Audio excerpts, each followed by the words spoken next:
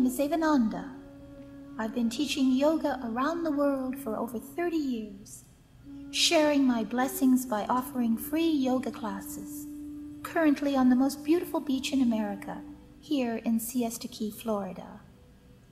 Furthering my collaboration to raise personal and planetary consciousness, I now present Beyond the Matrix, a program in which I have thought-provoking conversations with authors, scholars, teachers, and healers who are on the cutting edge of ideas which will inspire, educate, and open our hearts to the multiple ways we can transform our world.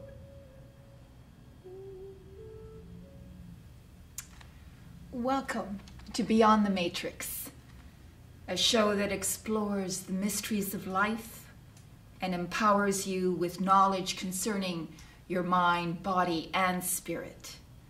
SBNvideo.tv is a free thinking zone and your place to go for all things spiritual.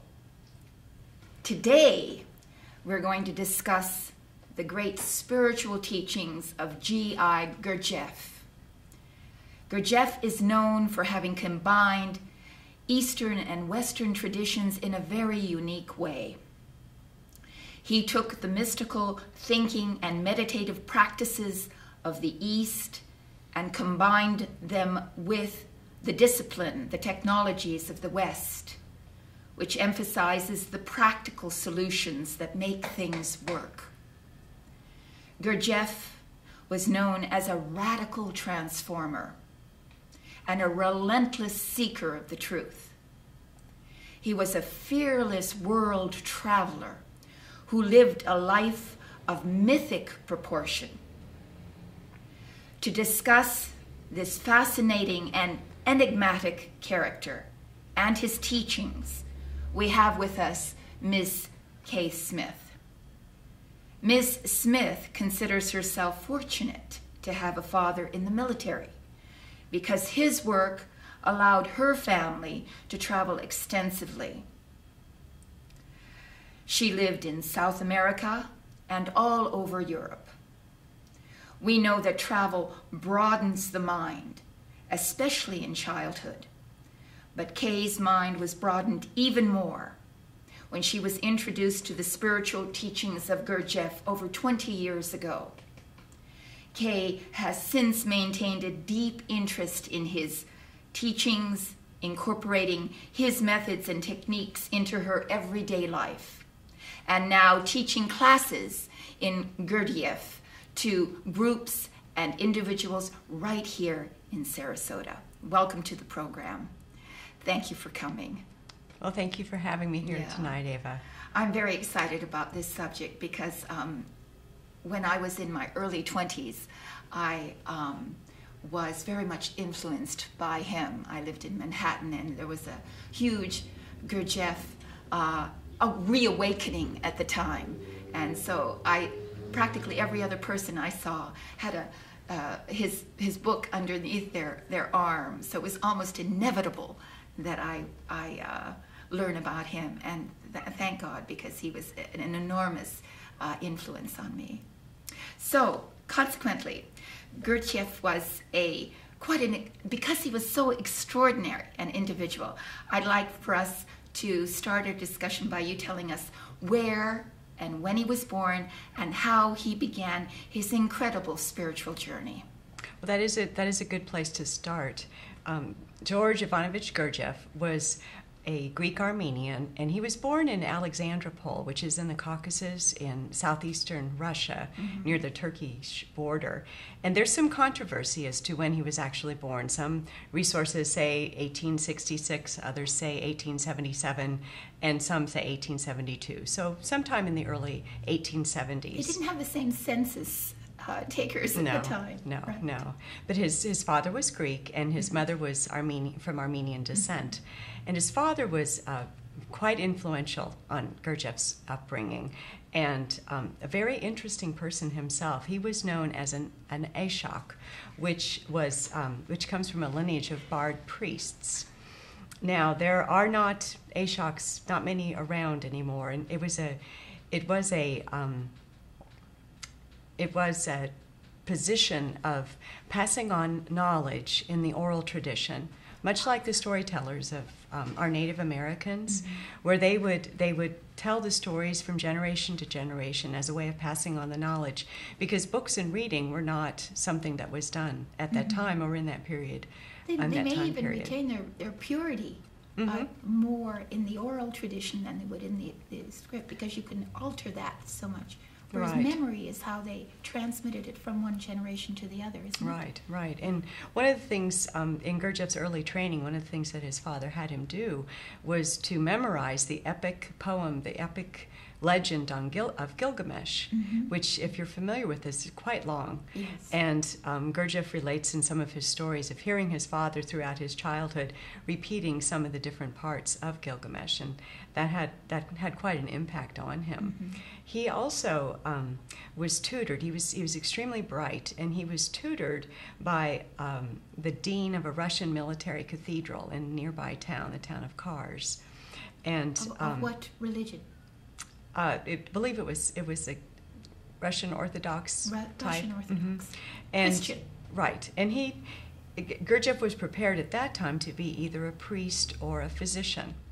And he was, as I said, he was quite bright. He learned over 18 different languages and was quite adept at learning how to do things, whether it was repair toys that his friends had, or mechanical skills. Mechanical, and also real creative. In fact, later on in life, he learned how to repair and mend Persian carpets, which that came to his aid later on, because he actually ended up having a collection of quite valuable carpets. But he was exposed to a lot of different thinkers and different people through He was visits. at the crossroads between the West and the East physically. Yes, he was physically, and at a quite crucial period of time, being in the late 1870s. He started becoming so interested in things. One of the stories that he relates was that back in the turn of the century, Babylon was discovered, and so archaeologists began doing a dig in the area, and they dug up several cuneiforms and started looking at the hieroglyphics. And there was a story that was printed in the newspaper about what they were finding on the hieroglyphics, and Gurdjieff relates reading it and seeing that they had found the legend of Gilgamesh. And the Babylon was... That's an archaeological find. Right, it was 4,000 years old. And what he found was the words that his father had taught him of this poem, to memorize this poem, were exactly the words that they had when they translated the hieroglyphics. And this brought a lot of questions to him. How old was he when that happened? Do you know? I don't know. No. I don't know. It's hard to keep a complete chronology of him, because there's so many opposing ideas about where he was, when he was there. Right. Yeah. Well, this was early on, so my guess is perhaps in his teens, maybe in his early 20s. But what it did was he saw how could a tradition that his father was a member of, being an Ashok, they had passed down stories and knowledge orally so well that something was kept intact 4,000 years. Yeah. And what ended up happening was Gurdjieff was so in tune with his situation, his life, what was going on around him, that he questioned everything. And he developed quite a passion and ended up with a burning question, which was, what is the sense and significance of life on earth in general, and that of man in particular? And this question just burned a place in his heart and in his soul, and that is what drove him to go beyond. Right. To launch him on what was an extraordinary adventure from one country to the... How many countries did he visit? You know? Oh, it's hard to say. It's difficult to say.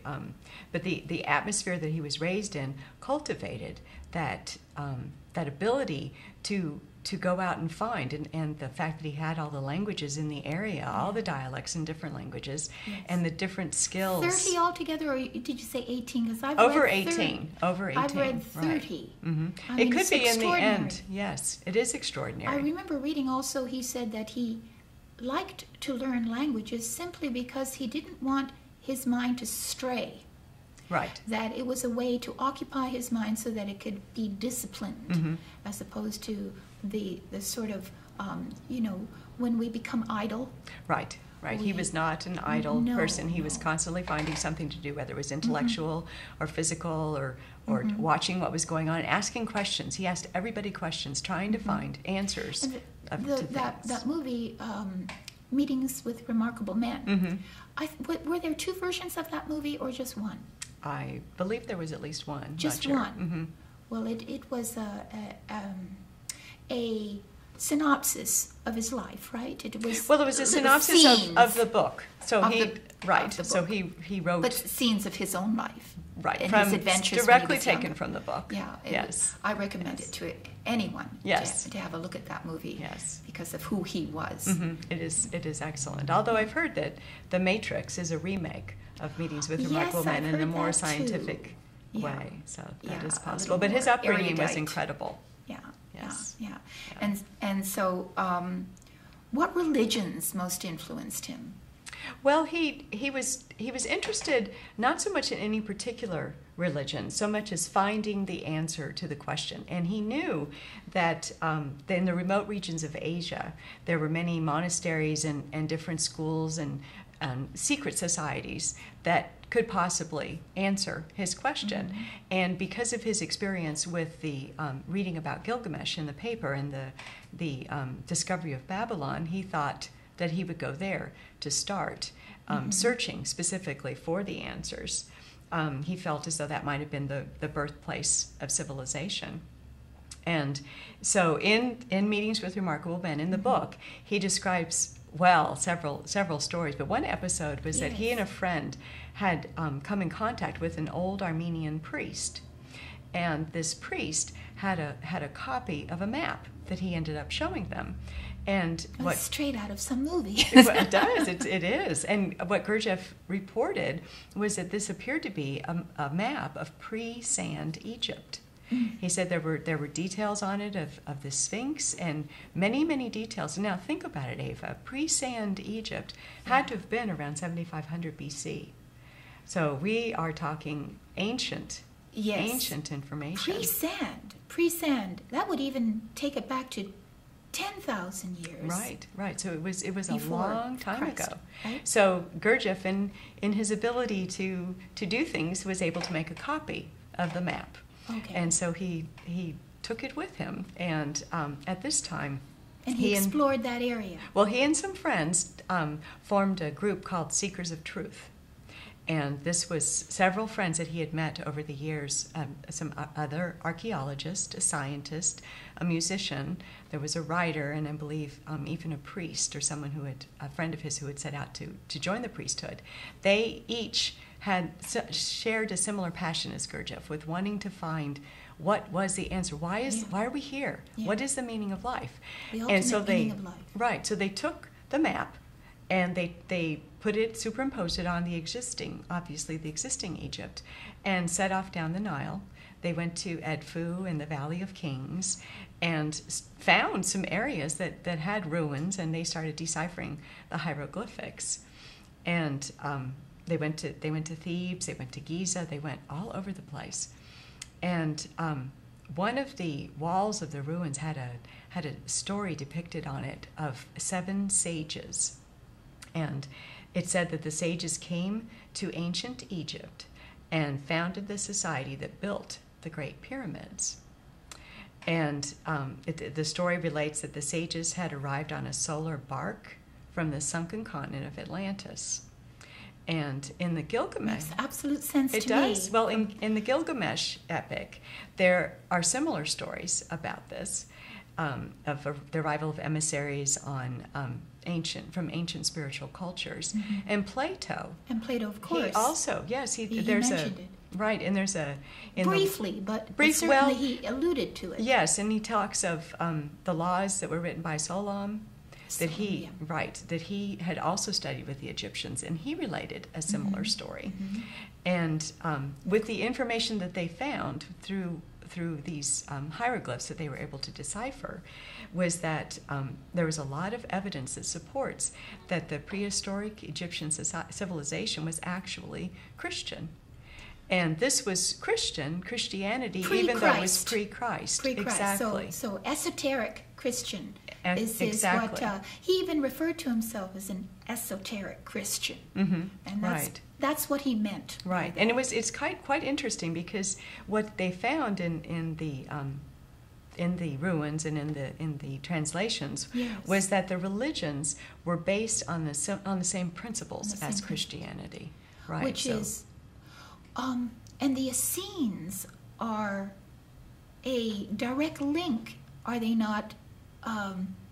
That is, their philosophy, their ideas have been kept secretly from that pre-Christian era, so that that's where the information has been preserved to some extent in the Essene religion. Right? That is true. Yeah. And what happened? So Gurdjieff and his friends, the Seekers of Truth, they had as much as they could have from the ruins. And they determined that they needed to continue their search in the Middle East. So they left the Nile area and they headed more towards Eurasia, and they traveled all over. And finally, Gurdjieff ended up in Tibet, and he studied for a while with the Rinpoches of the Tibetan Buddhism.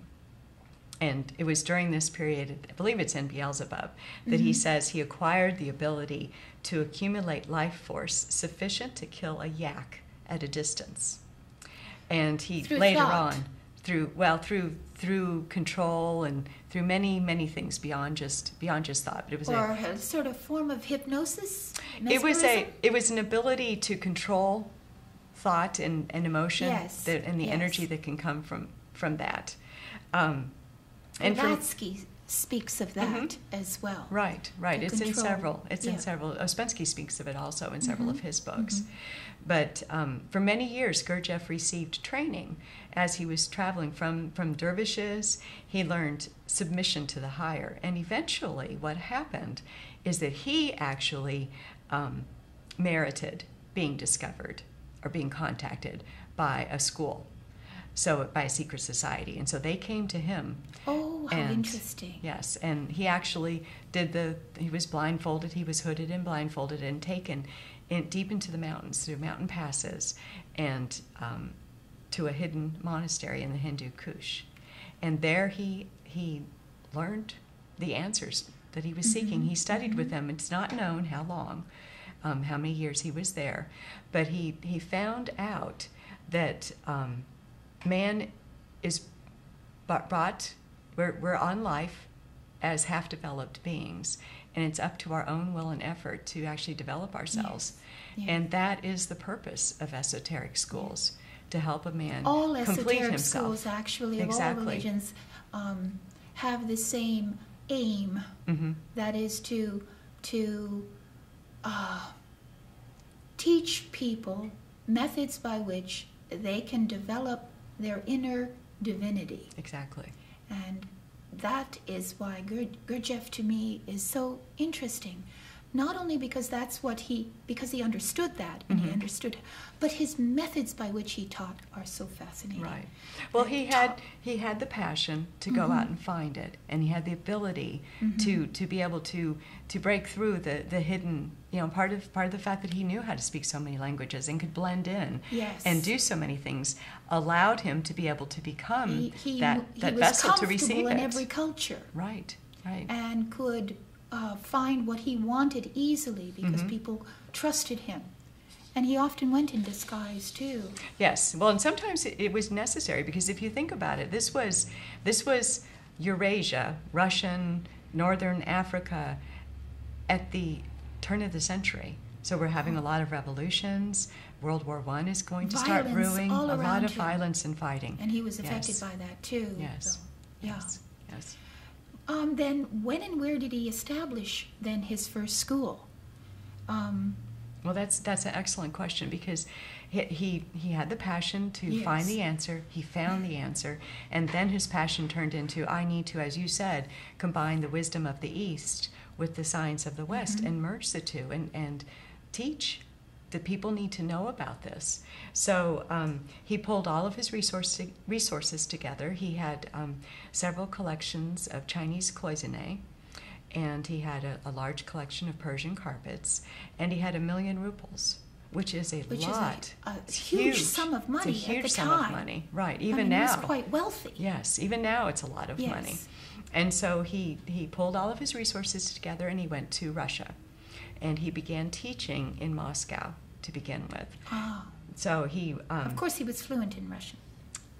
right. Yes. Right, and whatever he did not know, he became because he was quite adept with, as we said, with Yes. languages. But he called his development the harmonious development of man, is how he began portraying it, Mm-hmm. and he Was that the name of this school? as well? eventually it became the Institute for the Harmonious Development of Man. That was not originally, though, in Russia. In Moscow, he traveled between Moscow and St. Petersburg, Okay. and teaching classes, teaching lessons, attracting people, and there were a lot of people that were attracted to what he was doing. They were there was some aristocracy, there were physicians, doctors, scientists, many educated people were also finding Yes. the information that he had to share was something that they wanted to Well, know more about. It resonated with them because yes. of the authenticity of it. Right. Yeah. And he also, in his travels, he learned many sacred movements or dances, and so He was started even teaching considered those. to be a dance teacher, which is a very so Yes, you might not interesting. think of that. Yeah, yes. you would never think of him Yes. because he's a very gruff sort of looking individual. But the sacred dances are unique in themselves, and they contain I've seen they contain them. They're objective knowledge. beautiful. They are. And how interesting. Mhm. The Yes. whirling dervishes and Right. such. Yeah. Right. So there's a communication in them that can take place. And he also was performing a play. He'd written a play called The Struggle of the Magicians, which is actually a depiction of the struggle between good and evil in a man.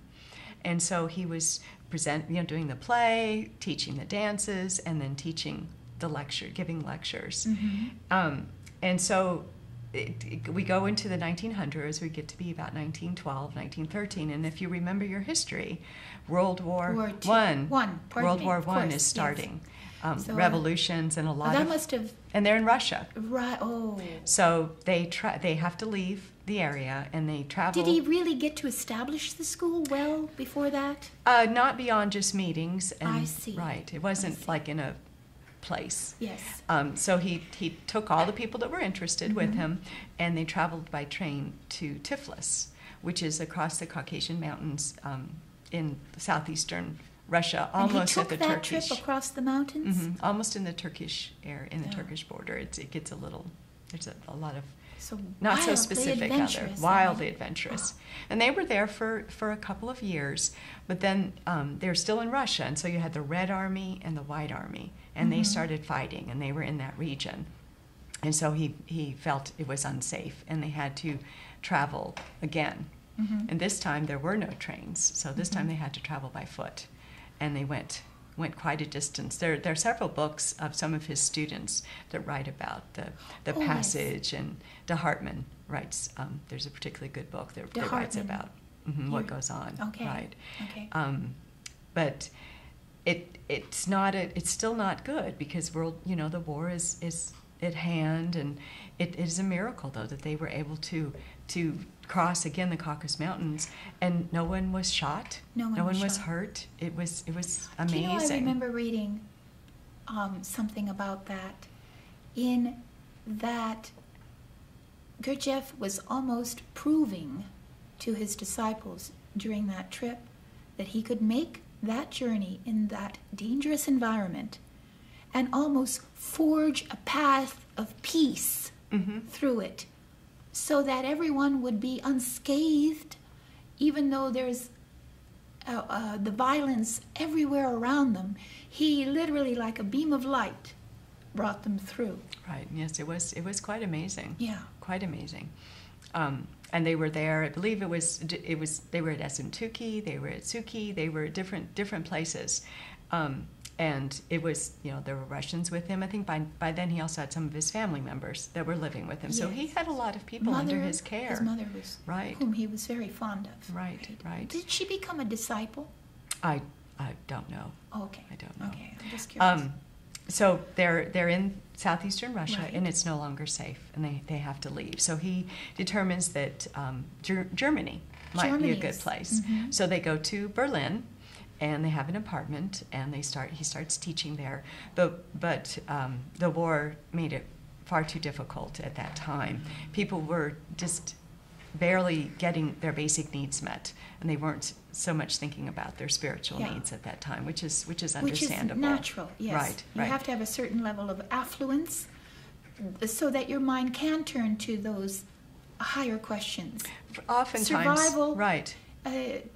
Takes all of your energy. Yes. And when you can't survive, I mean, you can't blame it's difficult. You can't turn your attention towards those things. Right. So he turned his attention to France. Okay. And started traveling, and he had contacts in France, and they knew that he was looking for a location. And outside of Paris, there was a house and grounds. I don't know how many acres it was. It was called Fontainebleau. And so there he was able to purchase it, and he actually opened up his institute for the harmonious development of man. So that was his first institute. Yes, that was the main location. Yes. So it and had a place. Right. It was quite large, and so it allowed for a lot of activity to go on, and a lot of people to be able to stay there as needed. And there were different houses on the grounds, and he also traveled to New York several times. Oh, so he came to America as well. Right, several times, trying to start a school up, and then once there were teachings going on, he was also to try and get funding, because having a school costs money, and so he had lost everything he had, the Chinese cloisonné, the Persian carpets, the ruples, they were all gone with the war, and so he was needing other financing. He was dependent on the disciples that he could garner from these areas to help maintain the school. Right. So that's kind of how he Now how he Gurdjieff started. became very close to another very famous person named P.D. Ouspensky. Could you tell us who Ouspensky was and about their relationship and what role Ouspensky played in Gurdjieff's life? Definitely. Well, P.D. Ouspensky was a Russian. He was born in Moscow around 1878, so he's a little bit younger than Gurdjieff, although not much. And he too felt a great dissatisfaction for life. He had lost his father at an early age, and he moved in with his grandmother and his grandfather, and then his grandfather passed away. And when you read things written by Ouspensky, he talks about how hard it was, and that he never actually had a childhood. He knew what life was about at quite an early age, and he felt as though unity did exist, but he didn't know how to connect the lower with the higher. And he felt as though a method was necessary to be able to do that. So his passion was mathematics and writing. And being a writer, he was also a reader. And even though he's living in Russia and books were banned, he was able to get his hands on some theosophical literature. Right. And so he read and determined that a system was necessary in order to achieve the miraculous, as he called it. And he also traveled through some of the similar areas as Gurdjieff. He went to Egypt and Constantinople. Coincidentally or at different times? At different times. Mostly it was between 1907 and 1912. Okay. And since we have a little more time frame with Ouspensky than we do with Gurdjieff, it could have been a similar time. But he traveled to Greece and Egypt, and he wrote his first book, Tertium Organum, which was a book that he had written about the enigmas of life and trying to understand what life was all about also. And then in 1913 and 1914, he traveled through Egypt and Ceylon and India, and returned to Russia after World War I had started. And he started teaching, giving lectures on his travels in Moscow also around 1914, 1915. And then in giving his lectures on trying to find the meaning of life, he is contacted with Gurdjieff, come in contact with Gurdjieff. And he begins studying with him, and he finds that Gurdjieff has the answers that he's searching for, because he was able to go places that Ouspensky was not able to, probably because of the language, and just for various reasons. They were different individuals. Different character types. Right. And so he actually Ouspensky started setting up lectures for Gurdjieff in Moscow and St. Petersburg, started arranging times for him with his connections. Right, exactly. And he wrote of his experiences also in Search of the Miraculous. Yeah. And there's a story in here. It's really fun. I wanted to read it because it's perfect. I'd love that. Talks about a conversation that he has with What book Gurdjieff. are you reading from? I'm reading from In Search of the Miraculous by Ouspensky. And he writes, of the Moscow talks with G, I remember one which is connected with another talk in St. Petersburg I have already given. This time G himself begins to speak. What do you find is the most important thing of all you have learned up to now? He asked me. The experiences, of course, which I had in August, I said. If I were able to evoke them at will and use them, it would be all that I could wish for, because I think then that I should be able to find all the rest. But at the same time, I know that these experiences, I choose this word only because there is no other, but you understand of what I speak, She nods, depended on the emotional state I was in then, and I know that they will always depend on this. If I could create such an emotional state in myself, I should very quickly come to these experiences. But I feel infinitely far from this emotional state, as though I were asleep. This is sleep. That was being awake. How can this emotional state be created? Tell me. Well, there are 3 ways, says G. First, this state can come by itself, accidentally. And maybe you've had that experience. You've experienced deja vu, or when you're aware of yourself. Spontaneous revelation, or just a connectedness. Right. That's that emotional state that he's talking about. Second, someone else can create it in you. And third, you can create it yourself. Which do you prefer? And Ouspensky writes, I confess that for a second I had a very strong desire to say that I preferred someone else, that is him, to create in me the emotional state of which I was speaking.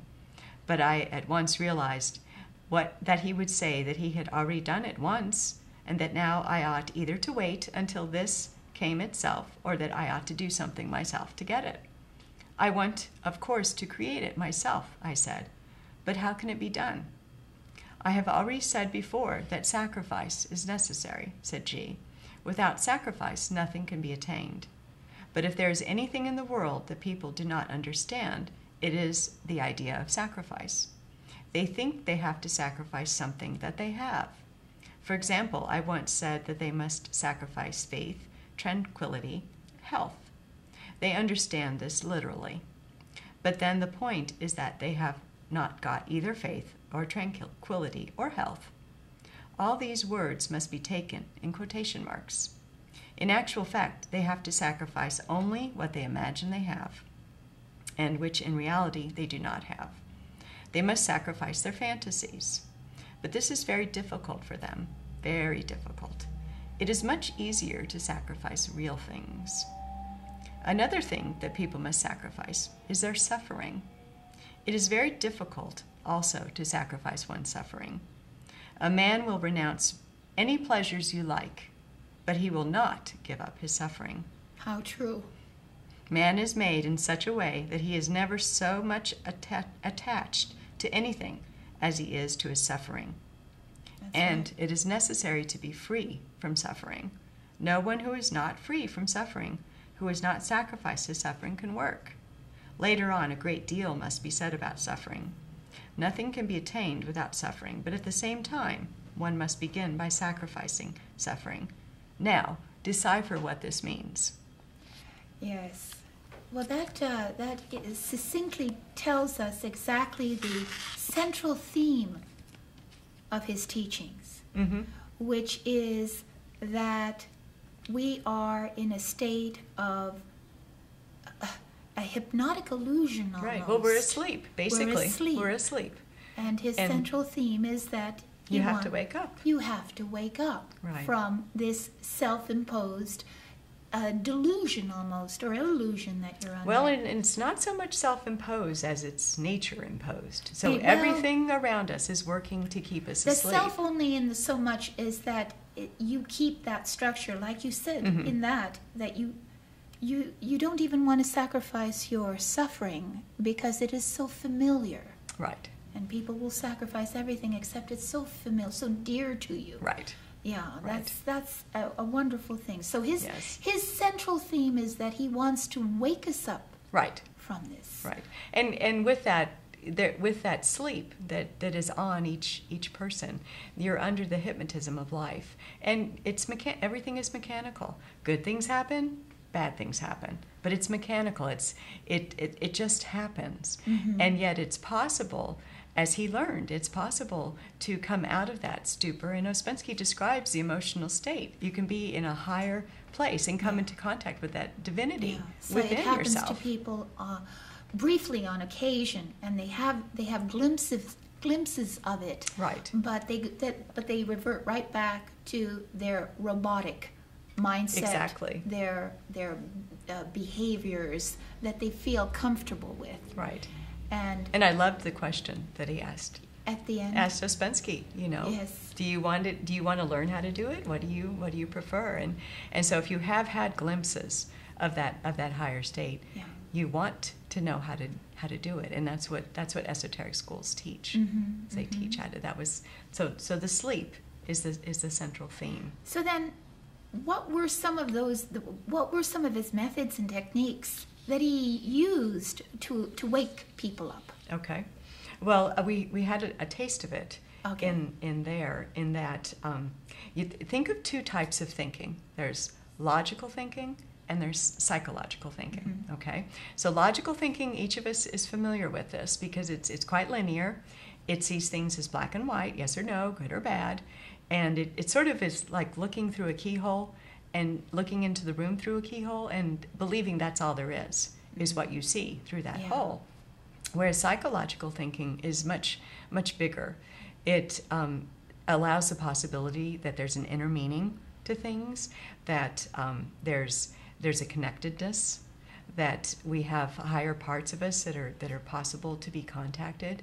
It's much, much bigger. And so Gurdjieff used this. It's similar to, at the end he said, you decipher this. So he gave information. He gave it pretty directly. However, then he says, well, now you figure it out. And he used that technique quite a bit, where he would use a psychological method to approach a situation and not explain necessarily exactly what was going on, because our logical mind is so limited, and it doesn't understand the system of self-development, but it tries real hard to do that. And so Gurdjieff would put people in situations that were perhaps uncomfortable or difficult or strenuous, Or and extreme. right, in and some way. not explain it, because he was trying to break through those barriers. I've heard that he would often, even if someone were, say, like myself, a vegetarian, he would insist that they eat meat in order to get them out of a robotic behavior. Right. Well, there's the idea is Or that eat to excess, or Right. drink to excess, or right. We're stuck. When Yes. we're asleep, we have this mechanical response to things, and we've developed a falseness. We've developed it's called an acquired personality or a false personality, and through this we have this bubble of how we see ourselves, and we expect other people to see us the same way, and so we put out all of this the facade. aura or whatnot to see our bubble the way we see it, and Gurdjieff saw right through it. Yes. Right through it, and because sincerity was real important, and it That's still one is. of the central themes again of Right, his work. it's extremely important. It's a kind of sincerity that people are not used to at all, where they have to be absolutely real with themselves. Yes. Because it's easy to be somewhat sincere to other people, but there are so many things we hide from ourselves that we don't even know when we lack that Right. personal sincerity, Right. inner sincerity. And there's an element of lying that goes on. We Yeah. lie to ourselves, and we think, and it's because we think we're a whole. We think we're always the same person, but we're not. And so Gurdjieff had several exercises that he used to do. One of them was the stop exercise. Yes, I tried that when I was younger, and I found it such an extraordinary, simple, meditative solution, because it evoked in me states of meditation that were reached quite laboriously through meditation. And this simple method worked beautifully to put you exactly into the same place, the same higher vibrational almost dimension. Yeah. Right. So explain it. Well, the stop exercise is you're doing whatever you're doing, and stop is called. And the idea is that you try to stop everything. You try to stop, well, you don't stop your breathing, but you stop your thoughts. You stop your actions. You stop what you're doing. And it allows some quiet. Because so often we have our thoughts are just churning, mechanically churning and churning and churning. And this allows a space for something else to come in. And so his students the stop would be called, and students have to stop. It's kind of freeze. Dead. Right? Yes. No Frozen. Matter what it is, and for any length of time. To me, it's so interesting is because it recognizes the relationship between mind and body, and the symbiosis that goes on, so that then when the body is active, so is the mind active. And when you halt the body, the mind also halts. And there's this sudden release of energy that is really quite phenomenal. And so you realize that this must have come from some primitive culture that really understood the real mechanics of the mind-body relationship. Right. Another exercise that he did was dividing your attention. So if you think about it, how many times as we're going through our lives, someone who says, "Give me all of your attention. I want your undivided attention. I want your direct attention." And yet, to be able to experience other states of consciousness, you actually have to be able to divide your attention. So an example would be, right now as we're sitting, try to put part of your attention on your little pinky. And then part of your attention, I'm putting part of my attention on what I'm saying. And then part of our attention is just on us being here. And it allows the space to be able to split that. You continue what you're doing, but your attention is not solely on one thing. He also used self-observation, which is key, because that's where the sincerity comes in. And you cannot be judgmental either. You actually observe what's going on inside you, and what's going on in the outside. Words you're using, thoughts you're thinking, attitudes, actions, and you do a lot of self-observation seems to be always within all these esoteric metaphysical schools the means by which you awaken yourself. Simply by observing yourself without even knowing what you're going to find or what intent, just by watching, you awaken yourself. Right. Well, part of the reason it's so important in this system of work is because this is a real practical system, and the situation itself may be contrived, but the way you are reacting in the situation has to be real, and you start to see things about yourself. You'll be told to try to see these different areas. Maybe try to see how there's identification or there's mechanicality, and you try to observe it. Yes. And I use it all the time. Actually, I learned a great deal from it, because in everyday life, when you're just moving about doing the tasks, to be self-observant is an enormous help in altering your behavior. Right. And in recognizing the more spiritual aspects of yourself in the mundane world. Right. And if you cannot do the divided attention and the self-observation, you won't be able to self-remember. And self-remembering is key to everything, because it's not just thinking about yourself.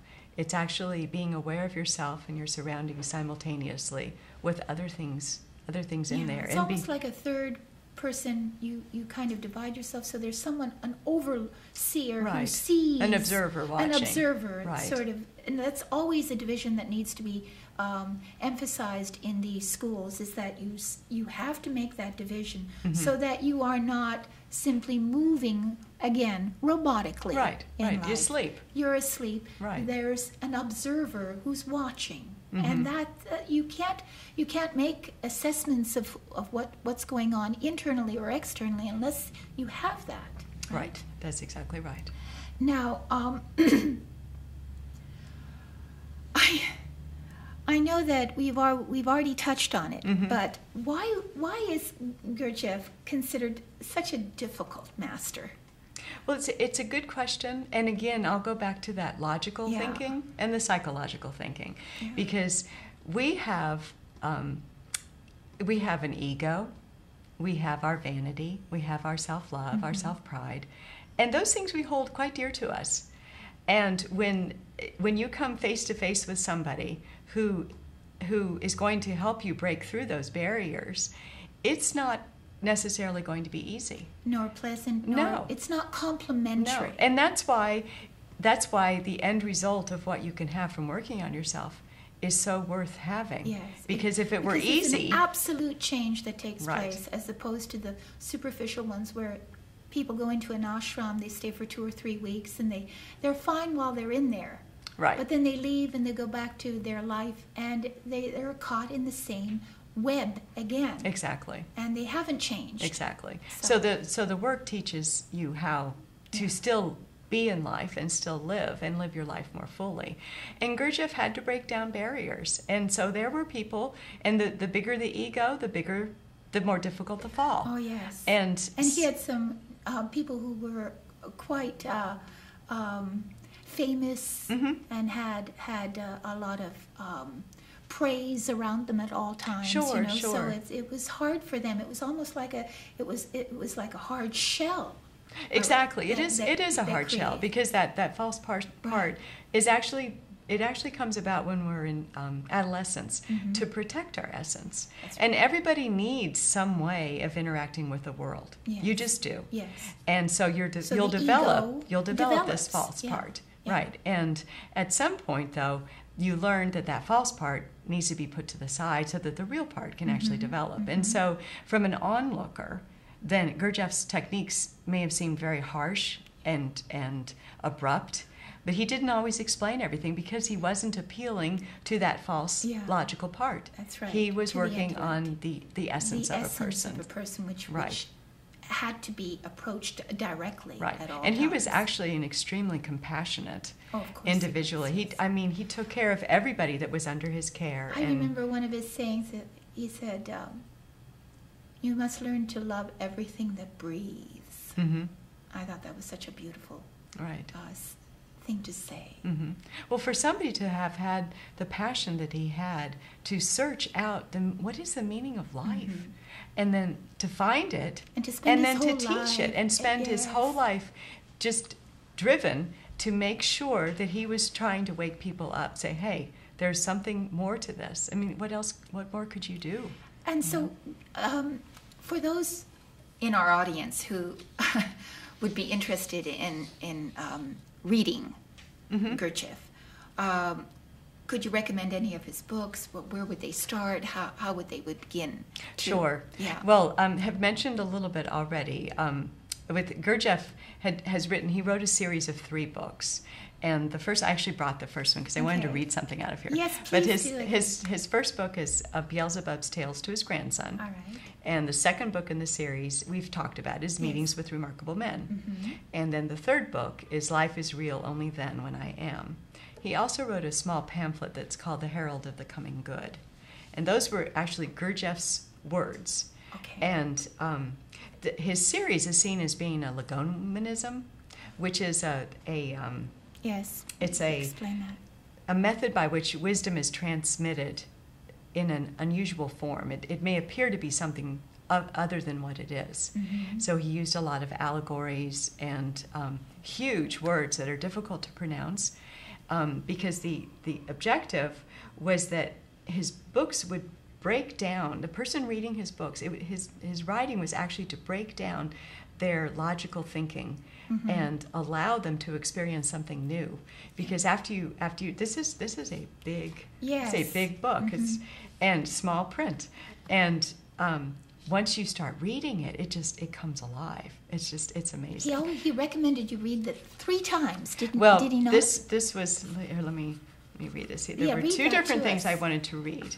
One of them says there's 10 books in 3 series. The first series is 3 books under the title Beelzebub's Tales to His Grandson, an objectively impartial criticism of the life of man. And the second book, there are 2 books under the common title of Meetings with Remarkable Men. And the third is Life is Real Only Then When I Am. And all written according to entirely new principles of logical reasoning and directed toward the accomplishment of the following 3 fundamental tasks. First series, to destroy mercilessly and without any compromise whatever in the mentation and feelings of the reader the beliefs and views by centuries rooted in him about everything existing in the world. The second series, to acquaint the reader with the material required for a new creation and to prove the soundness and good quality of it. And the third series, to assist the arising in the mentation and in the feelings of the reader of a veritable, non-fantastic representation, not of that illusory world which he now perceives, but of the world existing in reality. And then this is friendly advice. Okay. That was written impromptu by the author on delivering this book, already prepared for publication, to the printer. According to the numerous deductions and conclusions resulting from my research concerning the profit contemporary people can obtain from new impressions coming from what they read or hear, and also according to the thought of one of the sayings of popular wisdom I have just remembered, handed down to our days from very ancient times, any prayer may be heard and granted by the higher powers only if it is uttered thrice. First, for the welfare or the peace of the souls of one's parents. Second, for the welfare of one's neighbor. And only third, for oneself personally. I find it necessary on the first page of this book, now ready for publication, to give the following advice. Read each of my written expositions thrice. First, at least as you have already become mechanized to read all of your contemporary books and newspapers. Second, as if you were reading aloud to another person. And only third, try to fathom the gist of my writings. Only then will you be able to count upon forming your own impartial judgment, proper to yourself alone, on my writings. And only then can my hope be actualized that according to your understanding, you will obtain the specific benefit for yourself which I anticipate, and which I wish for you with all my being. Oh, it's so interesting, isn't it? Mm-hmm. It's quite good. And then Ouspensky, also being a writer, wrote several books. Yes. He wrote In Search of the Miraculous. He wrote The Fourth Way. Would you recommend The Fourth Way for anyone who's just beginning? Well, In Search of the Miraculous is a good story. It's a narrative that talks about his search, similar to Meetings with Remarkable Men writes about Gurdjieff's search. Yes. Ouspensky writes it in Search of the Miraculous. The Fourth Way is excellent to explain the system. It's a question-answer dialogue. And then Ouspensky had a couple of students. Like Socrates? Yes. So Ouspensky also had students who wrote books. There was Nicole wrote the psychological commentaries of Gurdjieff and Ouspensky. Wonderful. So quite a lot out there Well, to read. they're not easy. And of course, reading anything, a literature that voluminous 3 times is asking a lot from our kind of digested Reader's Digest Yes. mentality. But they're well worth your time. They're well worth your time. And the system's extremely practical. With the teaching, the classes that I give, we work on different centers of gravity. We work on the psychology. We work on using the psychological system. We work on helping a person to see that they have different brains. It's kind of like, Ava, if you consider that you have this machine and you have no directions for it. Yes. You know, you need a direction. You need a manual That's a lovely- on how it works. So Yes, that's what the work That's what does. reading this will help you Yes. make the machine work to its ultimate. Well, you know, it's interesting that you say that, because you can gain a certain amount of knowledge from a book. However, it will only tell you what you can do. It takes a school or someone to teach you how to do it. How to do it. Yes. And so somebody who's searching, somebody who feels that they're missing something in their life, or they feel as This though... is the type of person that it should appeal to. Right. They feel as though they've tried to change things and they can't. Yeah. Maybe they've tried to change somebody else, and you come to find that you cannot change somebody else. The only change is yourself. It's inner. Yeah. And that's what a school does, is it teaches a person how to first gain knowledge, how to make being, and actually begin to change themselves and have understanding. You know, I've been doing this work for over 20 years. 20 years, yes. And I feel so fortunate to have come across and you the use ideas. it in your own life as well as teaching it, right? Well, and the thing is, I'm a different person than I was, and more importantly, I'm a different person than I would have been. And we don't live life the way we should be living it. Yeah. And the work actually teaches you to approach it from a quite different point of view. It's real practical. It doesn't require running off to a monastery or anything, but it's something that's real and that you can hold on to, and you can see a change when you start working on yourself. Yes. And how would someone contact you? Or get Well, a hold of you? I have a website. Okay. And so if they have something to write down, I know we'll have just it. mention it. Right. It's one long word, wisdomthroughaction.org. Wisdomthroughaction.org. Right. All right. And there's videos that we've made that are on there that teach some of the ideas, give you an idea of what it is that we're teaching. And I also have a phone number. Okay. It's 888 All right. 889 9588. One more time. Okay, I'm sure they're 888, just- I know. 889-9588. All right. But I'm so glad that we were able to talk about this. Oh, I feel it's this- so important. I can't express how fascinating a character Gurdjieff is, and how enormously effective his methods and techniques are. And I recommend it to anyone who's really searching for a true change of heart, a change of being. Yes, definitely. Yeah. Definitely. Well, thank you very much for Well, thank coming you. to the show. Yes. And thank you out there for tuning in and stepping outside the box on cbnvideo.tv, your one-stop place for all things spiritual. So until next week, let peace and love be your guide.